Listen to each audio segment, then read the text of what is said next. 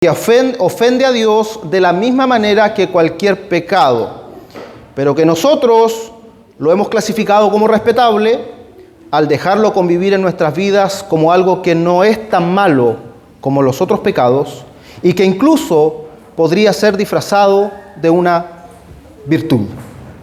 A eso es a lo que se refiere el autor y a eso es lo que nos estamos refiriendo cuando hablamos de pecados respetables. Hermanos, voy a invitarles a orar un momento antes de iniciar de lleno con nuestro estudio. Oremos al Señor.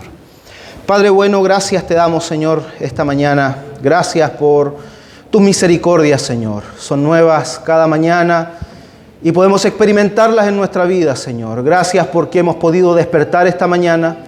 Señor, siendo tan faltos como somos delante de ti, tú podrías, Señor, y estarías en tu derecho de destruirnos, Señor, de no darnos un día más de vida.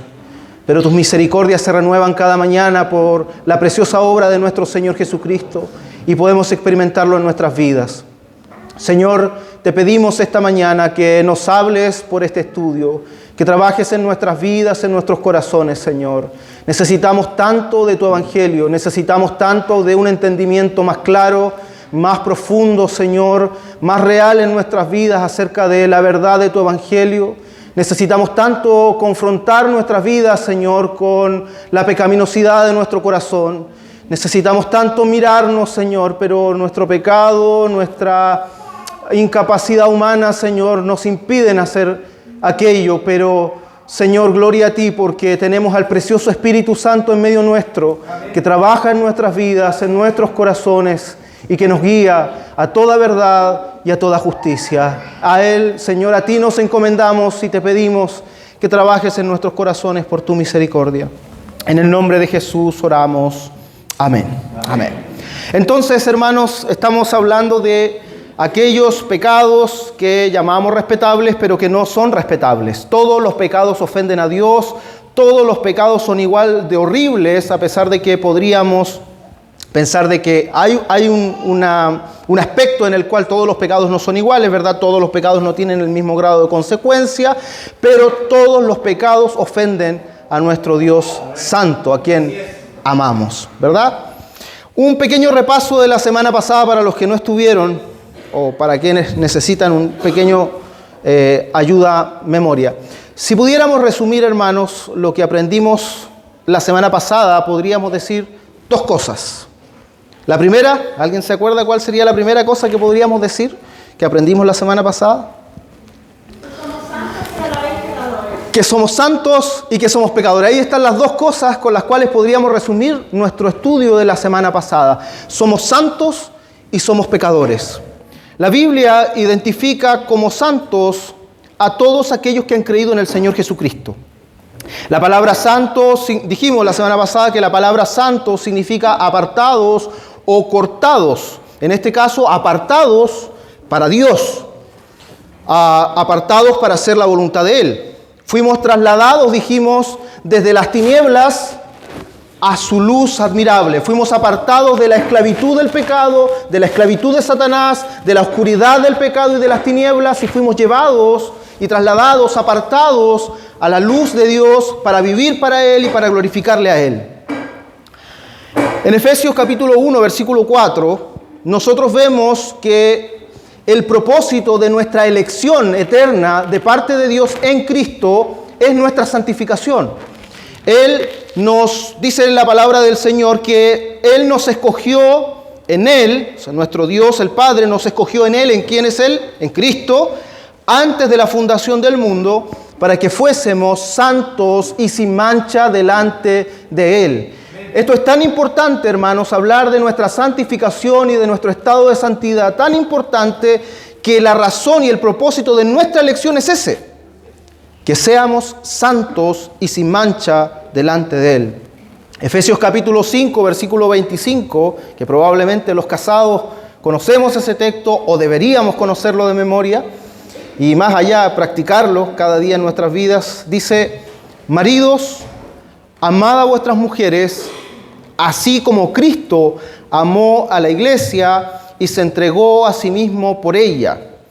Pablo, ¿para qué Cristo se entregó amó a la iglesia y se entregó a sí mismo por ella, versículo 26, para santificarla, habiéndola purificado en el lavamiento del agua por la palabra. Versículo 27, a fin de presentársela a sí mismo una iglesia gloriosa que no tuviese mancha ni arruga ni cosa semejante, sino que fuese santa y sin mancha. El propósito de nuestra salvación, el amor de nuestro Señor Jesucristo derramado por su iglesia, tiene directamente que ver con nuestra santificación. Dijimos que hemos recibido una nueva vida, que tenemos un nuevo corazón, que Dios ha quitado el corazón de piedra, como dice la profecía del nuevo pacto, ha quitado el corazón de piedra, ha puesto un corazón de carne en nosotros, Él ha puesto su espíritu en nosotros, Él ha puesto grabado su ley en nuestros corazones para que andemos y vivamos por ella, para que le obedezcamos, para que deseemos obedecerle. Somos santos y tenemos un llamado a vivir como tales. Pero tenemos un problema, dijimos, ¿verdad? Tenemos una lucha entre esta nueva naturaleza, este ser nuevo, esta nueva creación, este ser apartado por Dios. Tenemos batalla contra nuestra antigua naturaleza. Una batalla que no terminará hasta la segunda venida de nuestro Señor Jesucristo. Una batalla con el pecado. En este sentido es que reconocemos que no solamente éramos pecadores, sino que somos pecadores. Si usted es un salvado por Jesucristo, usted ha sido santificado por el Señor, usted ha sido declarado justo en Cristo, usted ha sido perdonado de sus pecados, pero usted todavía sigue batallando con el pecado. Y no solamente sigue batallando, sino que sigue cayendo en el pecado. Seguimos pecando.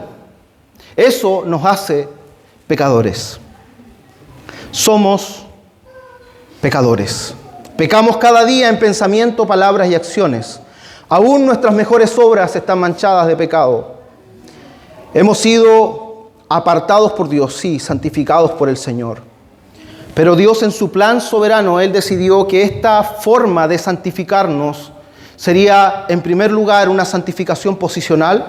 Seríamos apartados por Dios, declarados santos desde el momento de nuestra conversión, pero desde ahí en adelante iniciaría un proceso progresivo de santificación en nuestras vidas. Lo que éramos, comenzaremos a dejar de serlo a medida que vayamos conociendo más al Señor, entendiendo más su evangelio y creciendo y madurando a la estatura del varón perfecto. Recordemos que el propósito de nuestra salvación es ser conformados a la imagen de nuestro Señor Jesucristo. Filipenses capítulo 2, versículo 12b y 13, habla acerca de que este enfrentamiento entre nuestro estado de santidad y nuestro problema con el pecado no es algo que debemos experimentar de manera pasiva o que debemos vivir de manera pasiva. Somos santos, tenemos un problema con el pecado y el Señor ha prometido santificarnos. Pero eso no es un llamado a la pasividad o al quietismo del creyente, sino más bien a un accionar, un deseo genuino y fervoroso de ser más conformado a la imagen de nuestro Señor Jesucristo. Recordemos que lo que Dios hizo fue cambiarnos el corazón. Antes de ser salvos, no deseábamos ser conforme a la voluntad de Dios. No nos interesaba. Pero cuando el Señor nos salvó, cuando el Señor nos rescató, el Señor puso el deseo. Queremos hacer la voluntad del Señor. Pecamos, tropezamos, caemos muchas veces, pero todavía queremos hacer la voluntad de nuestro Señor. Filipenses 2, 12 al 13, desde la parte B en adelante, del 12, dice, ocupaos en vuestra salvación con temor y temblor. Note que dice, ocúpense. Ocupaos. No dice, descansen. El Señor ha de santificarlos.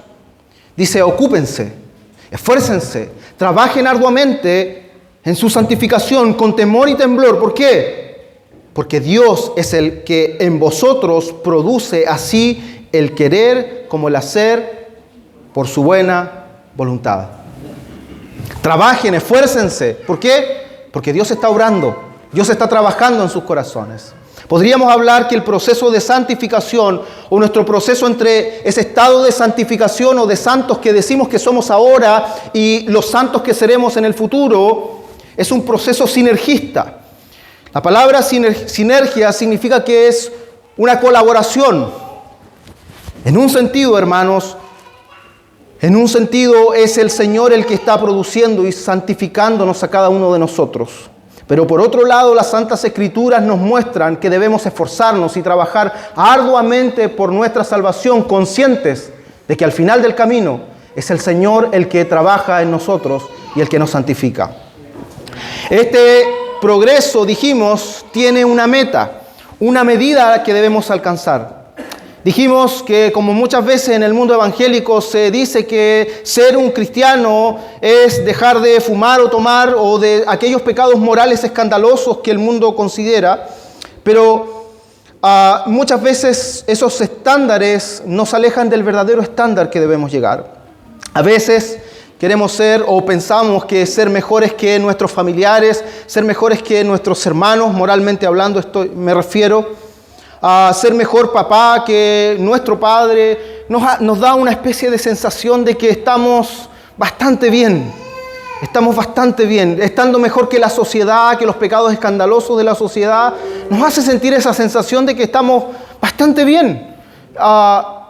En comparación a otros, estamos bastante bien, pero eso es ignorar u olvidar de que nuestra meta más alta, el estándar que debemos alcanzar es ser como nuestro Dios.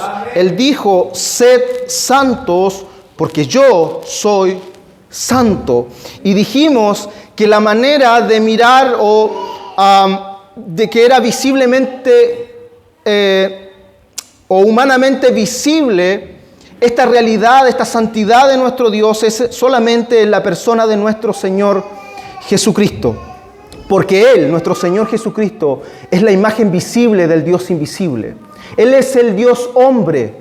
Si necesitamos observar una medida de cómo es Dios o cómo se manifiesta un ser humano hecho semejante a Dios, entonces necesitamos mirar a Jesús. Porque Él es la imagen visible del ser invisible. Porque en Él, dice la Escritura, habita corporalmente no una parte de la deidad de Dios, sino toda la plenitud de la deidad habita en la persona de nuestro Señor Jesucristo. Amén. Es por eso que nuestra gran meta que tenemos por delante es ser semejantes a nuestro Señor Jesucristo. Puede que moralmente te veas mejor que otros, pero tienes la misma necesidad de gracia para tratar con tus pecados. Y si Dios es santo y tú debes ser como Él, entonces cualquier pecado, por más mínimo que parezca a tus ojos, por más insignificante que parezca a tus ojos, a los ojos de la sociedad, a los ojos de los estándares morales sociales, debes tratar con Él. Porque Cristo murió en una cruz por ese pecado. Por más mínimo que te parezca, Cristo murió en la cruz por ese pecado. El clamor profundo de nuestro corazón, hermanos queridos, es y debe ser, quiero ser como Jesús. Quiero ser como mi Señor. Quiero ser semejante a Él.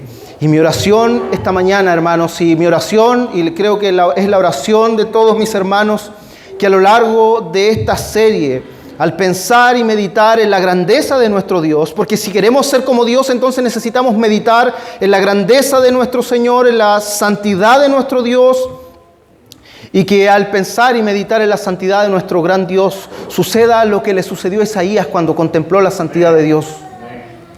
Él vio la santidad de Dios. Él vio cómo era, vio una pequeña pizca de cómo era Dios. ¿Y sabe qué dijo él? Él no dijo, estoy más o menos bien.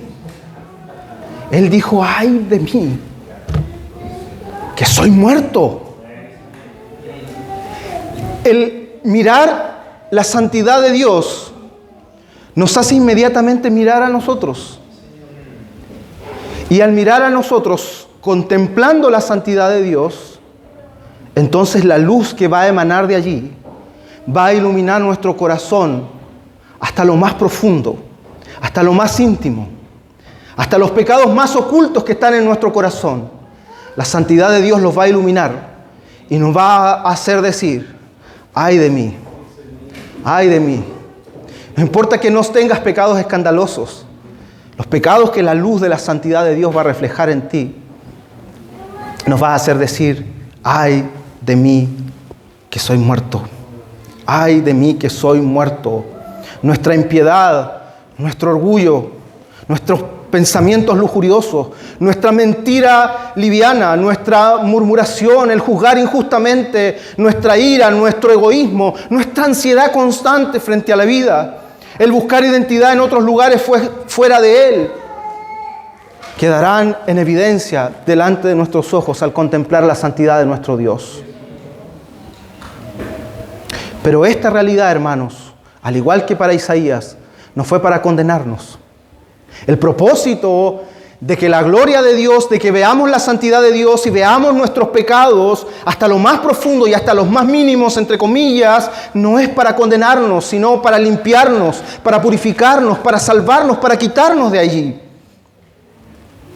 Contemplar nuestro pecado debe llevarnos a Jesucristo.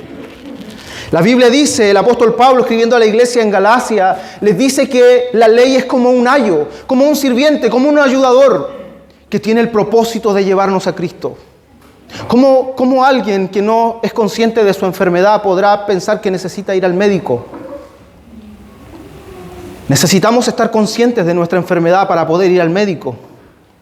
¿Cómo podremos necesitar o decir que necesitamos a Jesús? ¿Cómo podremos pensar de que Jesús es precioso para nosotros si no estamos conscientes de nuestra necesidad de Él?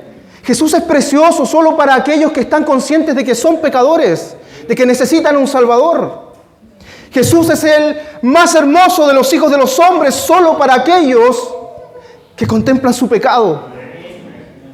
Pero no solo los pecados escandalosos, sino todos sus pecados. Cada uno de ellos. Esas pequeñas cosas que toleramos. Jesús ha venido, Jesús vino a morir por ellos. Y esto es la belleza del Evangelio, la cual quisiera que despleguemos hasta cierto punto esta mañana. El Evangelio, hermanos, es nuestro remedio contra el pecado. Nuestro único remedio contra el pecado es el Evangelio. Y a la luz del contexto de nuestro estudio, el Evangelio es el remedio contra nuestros pecados respetables, contra aquellos pecados que tenemos guardados, escondidos, nuestros pecados regalones, diríamos en nuestro contexto más chileno. Esos pecados tienen que ser expuestos, hermanos, y deben ser tratados con el Evangelio.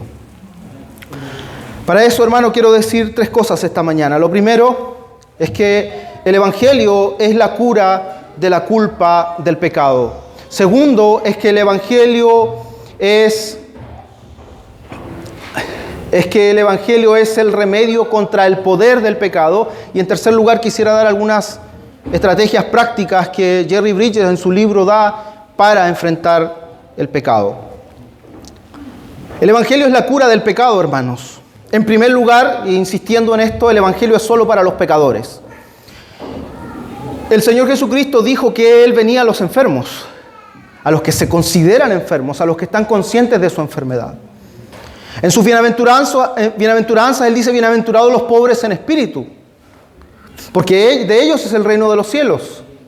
Solo aquellos que reconocen su miseria, solo aquellos que reconocen su problema con el pecado, son aquellos que necesitan el Evangelio. Usted dirá, exacto, pero eso es para los pecadores, para los que están afuera.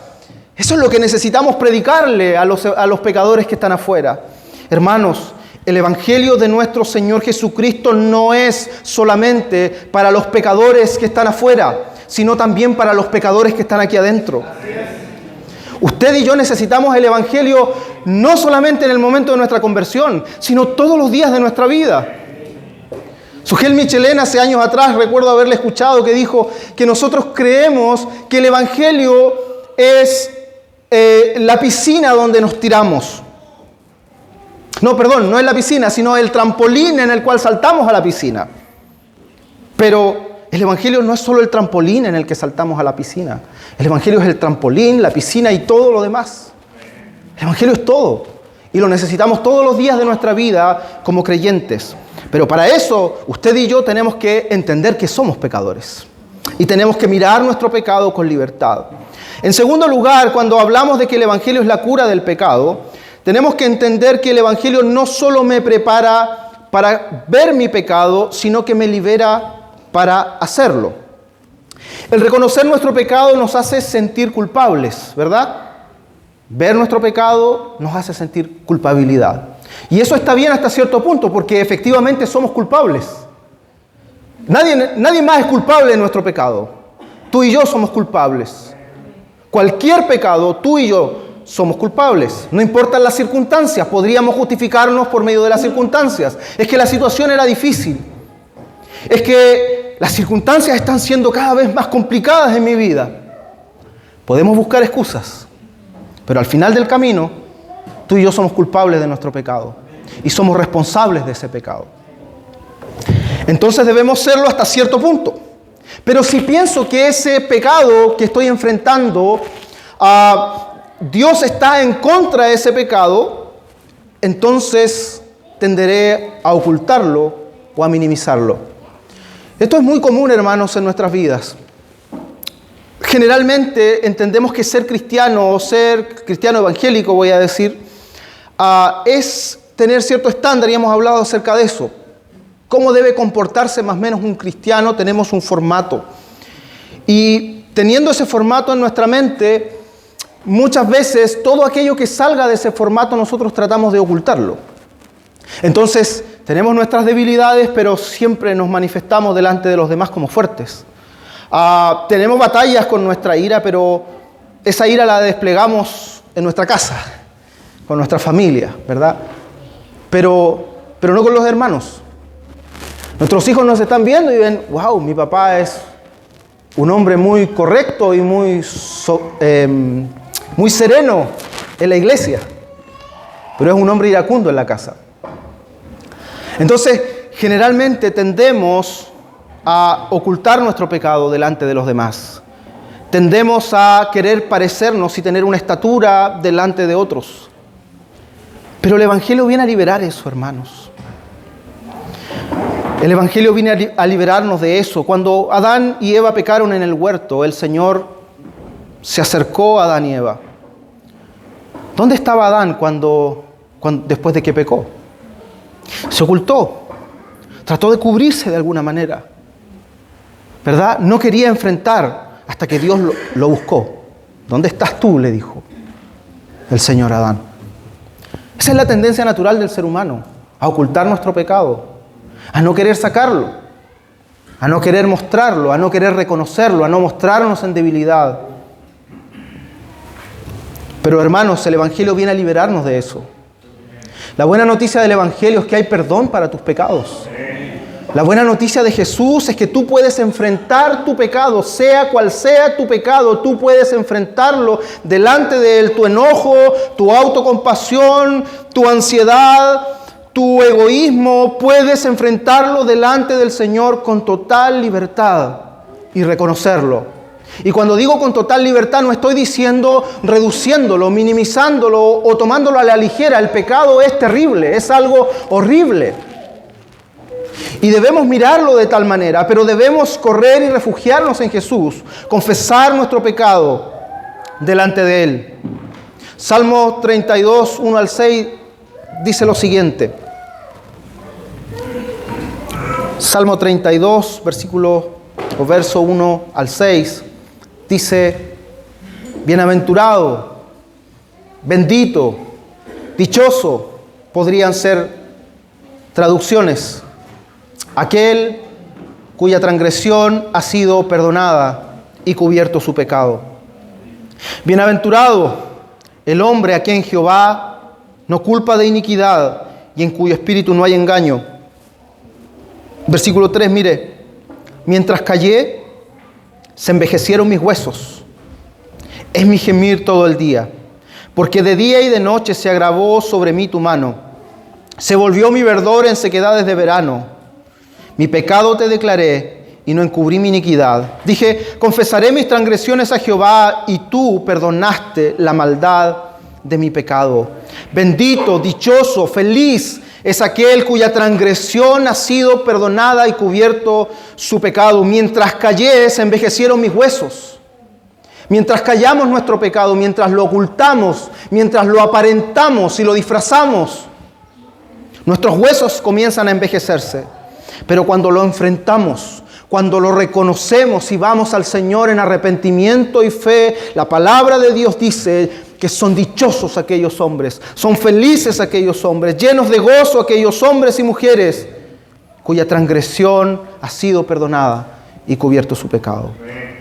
No tienes que escapar, no tenemos que escapar del pecado, podemos enfrentarlo, podemos reconocerlo delante del Señor. Cuando ponemos nuestra confianza y fe en Cristo, Dios carga nuestros pecados en la cuenta de Cristo. Eso es lo que sucedió en la cruz del Calvario, hermanos. Jesús vino a este mundo a vivir una vida perfecta, la vida que tú y yo no podemos vivir. Fue a la cruz y murió en una cruz, y en esa cruz nuestro Señor Jesucristo recibió el castigo que nosotros merecíamos de cada uno de tus pecados, pasados, presentes y futuros. Jesús cargó todos tus pecados en esa cruz. Tus pecados fueron puestos en la cuenta de Cristo y la justicia de Cristo fue puesta en tu cuenta. De tal manera que ahora tú, siendo un pecador, eres declarado justo delante del Señor. Tus pecados han sido perdonados. Has sido liberado de los decretos que habían en tu contra.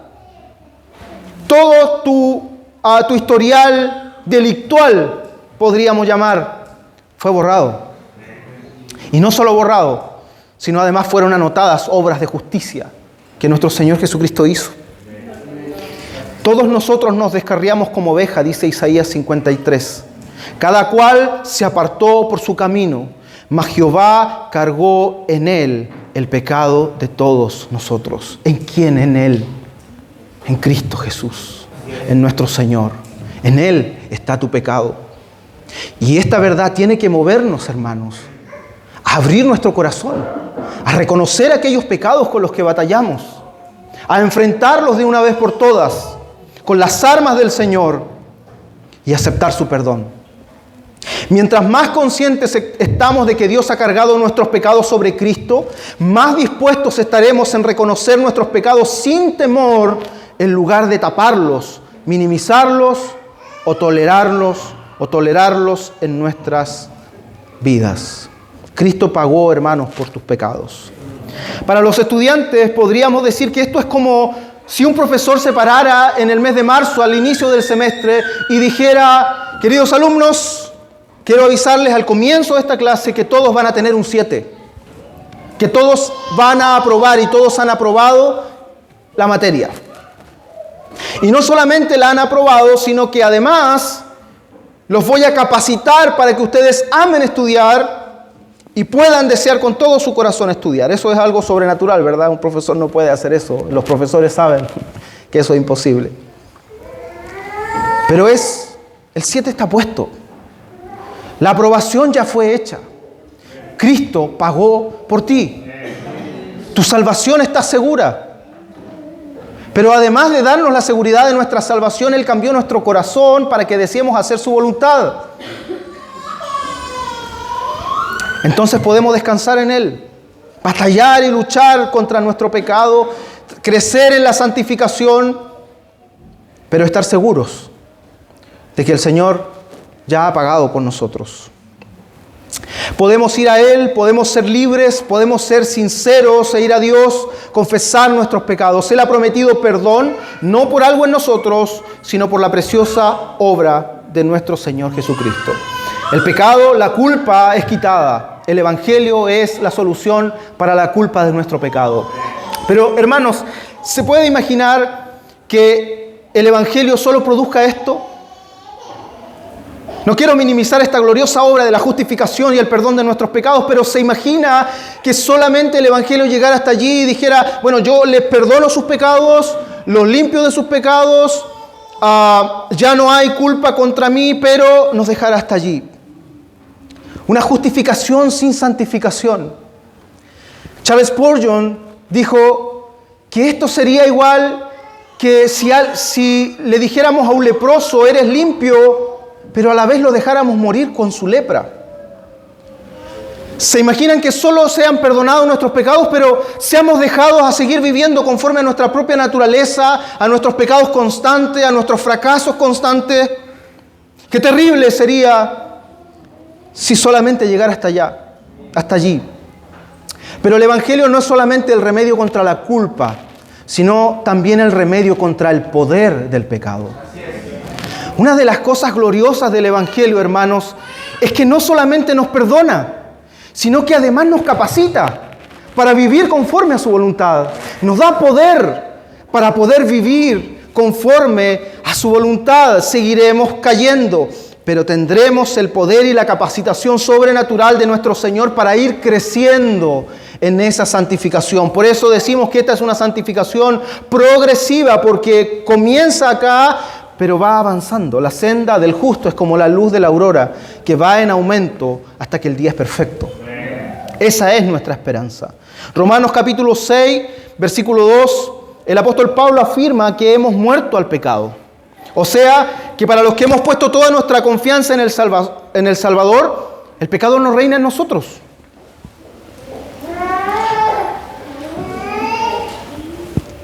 Dice que hemos muerto al pecado. Pero para que no cometamos el error de pensar que esto quiere decir que no hay una lucha, entonces necesitamos pasar al tiro al versículo 12. En el versículo 2, voy a ir a él, Romanos capítulo 6, versículo 2, notemos el contraste.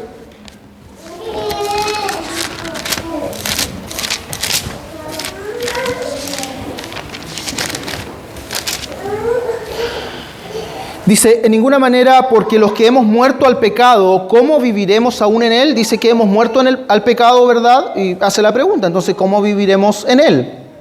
Versículo 12. Dice, no reine pues el pecado en vuestro cuerpo mortal, de modo que lo obedezcáis en sus concupiscencias.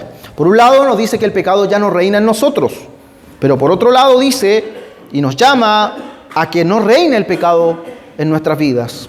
Esto claramente nos habla de una batalla. Esto quiere decir que aunque el creyente está muerto al pecado, su vida no es pasiva, sino es una lucha activa y constante hasta la segunda venida de nuestro Señor Jesucristo. Deberemos batallar, tenemos una batalla por delante para enfrentar el pecado y vencer el pecado en nuestras vidas. El pecado ha sido destronado, hermanos, de nuestras vidas, pero Él va a querer volver. Él va a querer volver a ocupar el trono que tenía antes. El pecado ha sido deshecho de nosotros, su dominio, su control, pero el pecado va a querer hacer una batalla, una guerra constante en nuestras vidas. De eso se trata la guerra espiritual, hermanos. Usted ha escuchado mucho acerca probablemente de la guerra espiritual, muchas desviaciones con respecto al tema, pero uno de los elementos principales de la guerra espiritual es esta: vamos a batallar con el pecado toda nuestra vida hasta la segunda venida de nuestro Señor Jesucristo. Con algunos pecados la lucha es diaria. Con otros nos parece que lo hemos vencido, ¿verdad? A veces sentimos que hemos vencido ciertos pecados. Hemos logrado pasarla. Ya no tengo batalla con ese pecado. Generalmente eso produce que nos relajemos y produce que volvamos a encontrarnos con ese mismo pecado a la vuelta de la esquina. Usted dice, pero yo había vencido este pecado. Es que el pecado está allí tratando de batallar constantemente contra nosotros. Hay esperanza para matar el pecado en nuestra vida, hermanos. Pablo responde a esta pregunta de si hay realmente esperanza para nosotros en Gálatas capítulo 5, versículo 16, donde él dice, andad por el Espíritu y no satisfagáis los deseos de la carne. ¿Cuál es la solución entonces para un verdadero creyente frente al pecado? Es andar en el Espíritu. Andar en el Espíritu. Esto significa vivir bajo la influencia controladora del Espíritu. Hermanos, nosotros hemos sido salvados. Hemos dicho constantemente, ya lo he repetido varias veces, ¿verdad? Nos ha dado un nuevo corazón, nos ha puesto su ley, pero Él puso su Espíritu en nosotros. El Espíritu Santo de Dios está en nosotros para ayudarnos, nuestro paracletos, nuestro ayudador, nuestro consolador, para acompañarnos en esta batalla frente al pecado. Jerry Bridges dice que la santificación y la batalla contra el poder del pecado es un llamado a vivir con responsabilidad dependiente. Él llama la responsabilidad dependiente. ¿Qué quiere decir él con esto? Quiere decir que tenemos la responsabilidad de obedecer la palabra de Dios que nos manda a hacer morir todos los pecados, y al mismo tiempo es algo por lo cual no tenemos la capacidad en nosotros para hacerlo. ¿Se entiende? Es una responsabilidad dependiente. Tenemos nosotros la responsabilidad. No more el pecado en ustedes, dice la Escritura. Haced morir, despojaos del viejo hombre, pero a la vez nos hace entender que no somos capaces en nosotros mismos, sino que es Dios mismo obrando en nuestros corazones para darnos la victoria. Amén. Otra vez es, ocupaos en vuestra salvación con temor y temblor, porque nuestro Dios obra en nosotros el querer como el hacer por su buena voluntad. Nosotros debemos luchar y Dios nos estará dando la victoria. Esto es como un artefacto eléctrico que funciona, usted lo ve, que está funcionando. Una licuadora, usted ve que está moliendo y hace su trabajo. Pero si esa licuadora no estuviera enchufada a la electricidad, no podría hacer nada. Algo similar es lo que pasa. La gran diferencia es que Dios no es una electricidad, o el Espíritu no es una electricidad, sino es una persona. Entonces, una gran diferencia en la ilustración, pero nos ayuda a entender cómo opera y cómo trabaja esta obra transformadora en nuestras vidas. Una de las maneras en cómo el Espíritu obra en nosotros es dándonos convicción de pecado. La palabra de Dios dice que el Espíritu vino para convencernos de pecado. Eso es lo que hace el Espíritu Santo en nuestras vidas, nos convence de pecado. ¿Cuántas veces hemos estado orando o leyendo la Biblia o escuchando un sermón y de repente el Señor traspasa nuestro corazón y nos damos cuenta y decimos, wow, tenía yo esto dentro de mí? Y el Espíritu te convence de pecado y te lleva al arrepentimiento. ¿Cuántas veces hemos tenido una situación en nuestro hogar en la cual nos hemos portado de manera incorrecta, hemos pecado delante del Señor o pecado contra nuestra familia y de repente el Espíritu Santo viene a tu corazón y te quebranta y dice, eso es pecado? Recuerdo hace algunos años atrás, cuando era un joven recién casado, y esas típicas peleas iniciales de matrimonio. Recuerdo haber sido muy duro con mi esposa en esa ocasión, tuvimos una discusión, yo fui muy duro con ella, no recuerdo esa actitud que era, pero recuerdo haber sido duro con ella, haber actuado de una manera no conforme a las Escrituras con ella, y luego de eso me fui a la cocina. Y cuando estaba en la cocina, sentí un golpe en mi corazón de tal manera que no pude sostener el llanto, y tuve que correr, siendo yo un joven recién casado, orgulloso, que no acostumbraba a pedir perdón, y fui y tuve que ir donde mi esposa y confesarle mi pecado, reconocer que había fallado. Mi esposa estaba sorprendida por lo que estaba viendo. Era la obra del Espíritu. Jamás lo habría hecho por mí mismo. Pero el Espíritu estaba allí convenciéndome de pecado. Hermano, ¿cuántas veces hemos pecado? El Espíritu nos convence.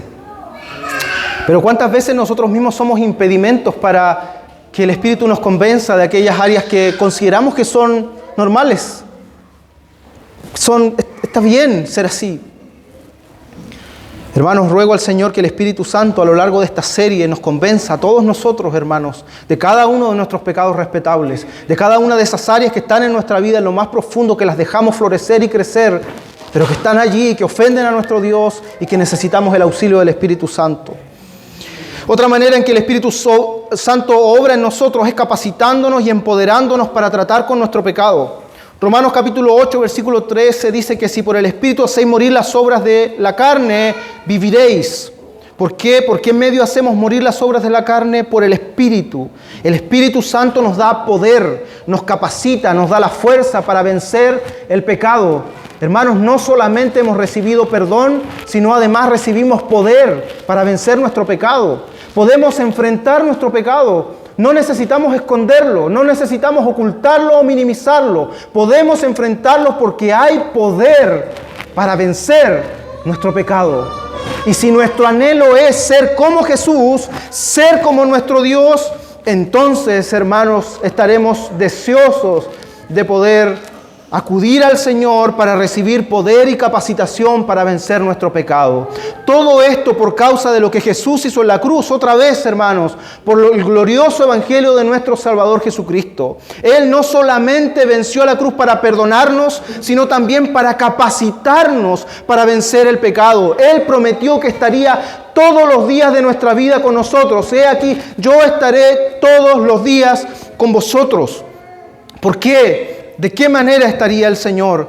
A través de su Santo Espíritu, obrando y operando en nuestras vidas. Jesús es la fuente del perdón de nuestro pecado. Jesús es la fuente de la obra del Espíritu Santo en nuestras vidas para darnos el poder para vencer nuestro pecado. Un famoso himno que lo cantamos acá también en la iglesia dice así. No lo voy a cantar, solo lo voy a recitar, hermanos. No lo voy a someter a esa... Dice así el himno, mire. ¿Quieres ser salvo de toda maldad? Tan solo hay poder en mi Jesús. ¿Quieres vivir y gozar santidad? Tan solo hay poder en Jesús. ¿Quieres ser libre de orgullo y pasión? Tan solo hay poder en mi Jesús. ¿Quieres vencer toda cruel tentación? Tan solo hay poder en Jesús. ¿Quieres servir a tu Rey y Señor? Tan solo hay poder en Jesús. Ven y ser salvo podrás en su amor. Tan solo hay poder en Jesús. Hay poder, sin igual poder en Jesús, quien murió. Hay poder sin igual poder en la sangre que Él vertió. Amén. Qué glorioso es nuestro Señor, hermanos. En Él hay poder, hermanos, para santificarnos, para vencer el pecado, para vencer toda tentación. En Él hay poder. Una tercera cosa, y es la última que dice Jerry Bridges con respecto a cómo el Evangelio es la cura o el remedio para el poder del pecado, es que el Espíritu obra trayendo a nuestras vidas circunstancias diseñadas para hacernos crecer espiritualmente. Esta es la obra monergista de la santificación, es la obra soberana de Dios trabajando para santificarnos. Así como los músculos necesitan ejercitarse, ¿verdad?, para desarrollarse, nuestra vida espiritual necesita ejercitarse para crecer. Y ese ejercicio espiritual incluye retos y pruebas. Si somos de aquellos inclinados a la ira pecaminosa, habrá circunstancias que nos probarán. Si tendemos a juzgar a los demás, se presentarán muchas ocasiones para hacerlo. Si tendemos a la ansiedad, escúchenme, hermanos, habrá abundantes oportunidades para tratar con la ansiedad. Dios no nos tienta a pecar, pero Dios nos expone a circunstancias, permite circunstancias que nos darán la oportunidad de hacer morir esos pecados particulares. Nos darán la oportunidad de tomar por fe el Evangelio y su poder para transformar nuestras vidas en cada una de las áreas, en cada uno de nuestros pecados. Romanos capítulo 8, versículo 28 dice que para los que aman a Dios, todas las cosas le ayudan a bien. Esto para los que son llamados conforme a su propósito. ¿Cuál es el propósito? Versículo 29, conformarnos a la imagen de su Hijo. Todas las circunstancias que experimentamos tienen un bien mayor, y ese bien mayor es conformarnos a la imagen de nuestro Señor Jesucristo.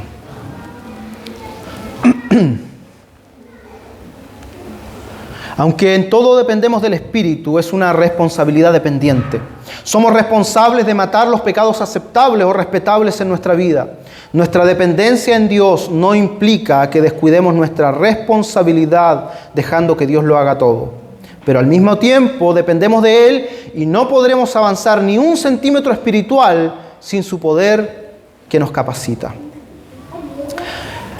Jerry Bridges dio 7 direcciones o instrucciones para tratar con nuestros pecados. Voy a ir rápido porque el tiempo ya nos está alcanzando.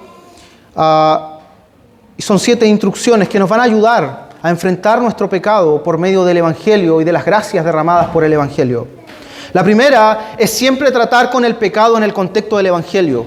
La tendencia natural de nuestro corazón pecador, legalista, es tratar de enfrentar nuestro pecado de formas legalistas, de formas humanas, carnales. Entonces decimos, ya, a ver, me voy a prohibir esto y esto. Y tomamos medidas que no está bien muchas veces abstenernos de cosas, y eso está bien, pero creemos que eso es lo que nos va a transformar. Y debemos tratar nuestro pecado y cada uno de nuestros pecados en el contexto del Evangelio. Debemos luchar en nuestra vida cristiana entendiendo que es el Evangelio el que transforma. Cuando estabais muertos, dice Colosenses 2, 13 y 14, dice, cuando estabais muertos en vuestros delitos y en la incircuncisión de vuestra carne, os dio vida juntamente con Él, habiéndonos perdonado todos los delitos, habiendo cancelado el documento de deuda que consistía en decretos contra nosotros y que nos era adverso, y lo ha quitado de en medio, clavándolo en la cruz. Y no solo Dios nos ha perdonado, sino que nos ha vestido de la justicia de Cristo. Hermanos, nosotros hemos desobedecido a Dios, pero Cristo obedeció perfectamente. Hermanos, ¿tendemos a pecar en la ansiedad? Cristo siempre confió perfectamente en su Padre Celestial. Podemos verlo a Él. ¿Tenemos problemas con el egoísmo? Jesús siempre pensaba en las necesidades de los demás. ¿Eres culpable de palabras hirientes, chisme o sarcasmo? Jesús solo habló aquellas palabras apropiadas para cada ocasión. Durante 33 años nunca pecó y al final de su vida culminó obedeciendo hasta la muerte y muerte de cruz. Al que no conoció pecado, por nosotros se hizo pecado, para que fuésemos hechos justicia de Dios en Él. Necesitamos entonces enfrentar nuestro pecado a la luz del Evangelio. Hemos hablado esta mañana principalmente de eso. 2, debemos aprender a depender del poder del Espíritu Santo. También hemos estado hablando acerca de esto. Necesitamos depender del Espíritu de Dios. Efesios capítulo 5, versículo 18 dice, no os embriaguéis con vino, antes bien, sed llenos del Espíritu Santo. Y luego de hablar de ser llenos del Espíritu Santo, comienza con todas las aplicaciones prácticas de la carta. ¿De qué manera podremos hacer la voluntad de Dios? Solo estando llenos del Espíritu. Necesitamos ser llenos, dominados, controlados por el Espíritu Santo de Dios. Y solo estando llenos del Espíritu podremos crecer y vencer nuestro pecado. 3, seamos diligentes y responsables al tratar con nuestro pecado. El balance entre la dirección anterior sobre vivir en el Espíritu y esta es indispensable, pero difícil de mantener, dice Bridges. Fácilmente nos vamos a un extremo. Es como decía un maestro de antaño, lucha como si dependiera de ti y confía como si no tuvieras que luchar. Seamos diligentes y responsables en el trato de nuestro pecado. Necesitamos trabajar y luchar arduamente, identificar nuestros pecados y atacarlos. Número 4 nos lleva allá. Identifica los pecados respetables particulares que tienes. A partir de la siguiente semana vamos a tratar con pecados particulares. Ya vamos a ir al aspecto más práctico de estas enseñanzas y vamos a ver cómo hay muchos pecados que son considerados respetables en nuestra sociedad o en el mundo cristiano. El autor utilizó una serie de pecados que no son todos los pecados respetables. Cada uno deberá identificar aquellos pecados que están en usted, que están en mí y que necesitamos tratar. Identifica entonces nuestros pecados respetables. 5. Memoriza y aplica las escrituras de manera apropiada. La palabra de Dios es rica y suficiente para abordar todos los pecados en nuestras vidas. Memoriza y medita estos pasajes que hablan de manera particular sobre los pecados sutiles con los que estás lidiando. El Salmo 119:11 dice, en mi corazón he atesorado tu palabra para no pecar contra ti. Esto también implica guardar hasta el momento que sea necesario. O sea, significa que debemos estar llenos de las Sagradas Escrituras para poder batallar frente al pecado. ¿Tenemos un pecado particular identificable en nuestras vidas? ¿Somos orgullosos? Entonces necesitamos buscar textos de la Biblia donde nos ayude a confrontar esos pecados del orgullo. Necesitamos mirar y contemplar la gloria de nuestro Señor Jesucristo en su humildad. Tenemos problemas con la lujuria, necesitamos mirar en las Sagradas Escrituras textos que nos ayuden a vencer ese pecado. Tenemos problemas con la ansiedad, necesitamos memorizar textos que nos ayuden a batallar con la ansiedad. 6. Cultiva la práctica de orar por los pecados que has estado tolerando. Cuando oramos estamos reconociendo nuestra dependencia del Espíritu Santo y por medio de la oración también confesamos y reconocemos nuestros pecados. Necesitamos orar de manera planificada y consistente. Eso significa que necesitamos estar en oración constante por aquellos pecados que sabemos que están en nosotros. Orar es parte de las armas que debemos usar. ¿Tenemos pecados identificables en nuestra vida? Entonces necesitamos estar orando por ellos constantemente para que el Señor nos dé el poder y nos capacite para vencerlos. Debemos orar también de manera espontánea en situaciones de necesidad particular por la ayuda del Espíritu Santo. Estamos enfrentando una situación donde sentimos que se nos está escapando de las manos y está a punto de aflorar aquellos pecados en nuestro corazón. Entonces en ese momento debemos clamar al Señor y pedir por su auxilio. Es lo que Pedro hizo cuando estaba caminando por el mar y comenzó a ahogarse. Él no tuvo que hacer una planificación o decir, a ver, voy a orar. No, él gritó, se estaba ahogando. Y alzó su mano y dijo, Señor, sálvame. Ese tipo de clamor es el clamor que debe estar constantemente en nuestras vidas. Señor, líbrame de esto, sálvame de este pecado. Ayúdame a controlarme, ayúdame a mirar a Jesucristo, ayúdame a hacerlo de la manera que Él lo hace.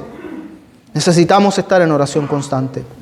Y 7, dice Bridges, involucra a otros creyentes en tu lucha contra los pecados respetables. Eclesiastés capítulo 9 habla acerca de cómo es mejor 2 que 1. Porque si uno cae, ¿verdad?, el otro lo levanta. Esto nos habla de la maravilla y de la necesidad que tenemos de la iglesia local. Necesitamos involucrar a otros en el tratamiento de nuestros pecados. Esta es una de las cosas en las que fallamos muchísimo, principalmente por causa de nuestro orgullo y de tratar de mantener nuestro estatus o mantener nuestra imagen frente a los hermanos.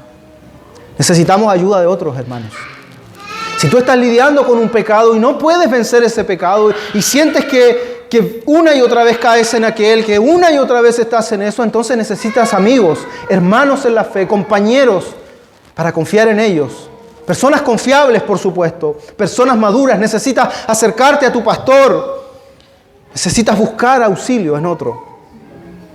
Nos necesitamos, hermanos. Por eso la Escritura dice, confesaos vuestros pecados unos a otros, animaos unos a otros, exhortaos unos a otros, porque nos necesitamos y necesitamos la iglesia local. Nadie puede pensar que está batallando contra el pecado estando fuera de la iglesia. Necesitas la iglesia para batallar contra el pecado. Estando fuera de la iglesia, tus pecados están ahí, libres para actuar. Por eso es que vemos que las personas que se alejan de la comunión de la iglesia, a pesar de que quizás podemos decir, bueno, no está yendo, no se está descarriando, no está tomando, no está fumando, ¿verdad? Los pecados escandalosos comunes. Pero vemos cambios. Vemos que está dejándose vencer. Vemos que hay más impaciencia. Vemos que los pecados que estaban en su corazón comienzan a tomar fuerza poco a poco. Por eso es tan peligroso estar alejado de la comunión de los santos. De hecho, el escritor del libro a los Hebreos habla de la importancia del congregarnos asociado a la apostasía. Porque alejado de los creyentes podemos terminar siendo apóstatas, alejándonos del Señor definitivamente. Hermanos, el Evangelio es el único remedio para nuestros pecados respetables. Yo en estas 2 sesiones he hecho lo que posiblemente haría un médico cuando está diciéndole, mire, usted necesita hacerse una operación. Estos son los beneficios de la operación. Esta es la necesidad que usted tiene de hacerse esta operación. Usted tiene que enfrentar este problema y dejarse operar. Pero a partir de la próxima semana, mis hermanos van a comenzar a hacer una cirugía a corazón abierto. Y van a comenzar a tratar pecados particulares, específicos, y van a trabajar sobre sus corazones. Usted tendrá 2 posibilidades. La primera será ponerse a la defensiva y resistirse. Y decir, no, yo no tengo ese problema. Pero la segunda opción es que usted abra su corazón y en humildad reconozca que tiene problemas con aquello. Y deje que el Evangelio, el poder de Dios, transforme su vida a través de la vida de nuestros hermanos que estarán exponiendo estas verdades. Ya no necesitas esconderte, hermano. Ya no necesitas escapar. Puedes refugiarte en Jesús. Puedes acercarte a Él en medio de tu pecado. yo también soy un pecador, yo también batallo constantemente con el pecado. He tropezado, he caído, pero he tenido que pararme. ¿Por qué? Porque tenemos una meta superior. Tenemos que ser conformados a la imagen de nuestro Señor Jesucristo. Y aunque tropezamos y caemos, necesitamos volver a pararnos para poder seguir en nuestro caminar hacia nuestra meta final y hacia nuestra esperanza final, que es encontrarnos con nuestro Señor Jesucristo para siempre. Porque de eso se trata esto al final de todo. Esa es la gloria del Evangelio al final de todo. Ser hechos semejantes a Cristo, ¿para qué? Para que vivamos eternamente con nuestro Señor para siempre, contemplando su belleza y su grandeza. Yo quiero estar con mi Señor. Yo quiero vivir con Él eternamente y para siempre. Ese es mi anhelo y mi deseo de corazón. Por eso es que necesito pararme y necesito enfrentar mi pecado para poder seguir en este caminar. Hermanos, ese es el camino que tenemos que tomar a lo largo de esta serie. Enfrentemos nuestro pecado y confiemos en Jesús, porque las promesas son grandes para nosotros. Oremos al Señor. Padre, gracias te damos, Señor. Esta mañana, Señor, en la cual hemos podido hablar de tu palabra. Señor, necesitamos tanto de ti, tanto de tu gracia, tanto de tu misericordia en nuestras vidas, Señor. Padre, ruego porque tu Santo Espíritu, Señor, trabaje en nuestros corazones. Ruego porque tu Espíritu, Señor, nos convenza de pecado, obre en nuestras vidas, Señor, trayendo a la memoria, Señor, aquellas áreas, Señor, que podemos denominar débiles en nosotros, aquellas áreas donde pecamos constantemente, Señor. Te pedimos, Padre, que nos auxilies, que tengas misericordia de nosotros, que transformes nuestras vidas, Señor. Hemos creído en Jesús, confiamos en la obra gloriosa de nuestro Salvador. Gracias por Él, gracias por el perdón de nuestros pecados. Gracias por la justificación, Señor. Gracias por ser considerados justos delante de ti, Señor. Pero gracias también porque no solamente nos has perdonado, sino que además, Señor, tú has provocado en nosotros, Señor, el debilitamiento del pecado y nos capacitas para vencer el pecado. Ayúdanos, Señor, a enfrentarnos con nuestra realidad. Señor, ayuda a aquellos que están en medio nuestro que quizás no te conocen, que no son verdaderos creyentes, que no caminan contigo, Señor. Que tu Santo Espíritu muestre, Señor, su necesidad, muestre su debilidad, muestre, Señor, que es un pecador delante de ti y que necesita la salvación de su alma, que necesita refugiarse en Jesús solamente. También te pido, Señor, por aquellos, cada uno de nosotros que somos creyentes, que te servimos, que te amamos y que queremos hacer tu voluntad, Señor, pero que somos pecadores también de igual manera, que necesitamos tu evangelio, que caemos una vez, Señor, y volvemos a tu gracia a sostenernos, Señor. Ayúdanos, Padre, a mantenernos firmes, Señor, en esta confianza en ti. Ayúdanos a permanecer firmes en la fe, a crecer, a vencer nuestros pecados, Señor, a ir creciendo en estatura, a ir siendo cada vez más parecido a la persona de nuestro Señor Jesucristo. Queremos ser como nuestro Señor, queremos ser como Jesús, queremos vivir como Él, queremos andar como Él, Señor. Y necesitamos de tu gracia soberana en nuestras vidas, trabajando, Señor, para poder vivir de esta manera. Trabaja en nuestras vidas, Señor, santificándonos, cambiándonos, transformándonos por tu pura misericordia y por la gracia de nuestro Señor Jesucristo. En el nombre de Jesús oramos. Amén.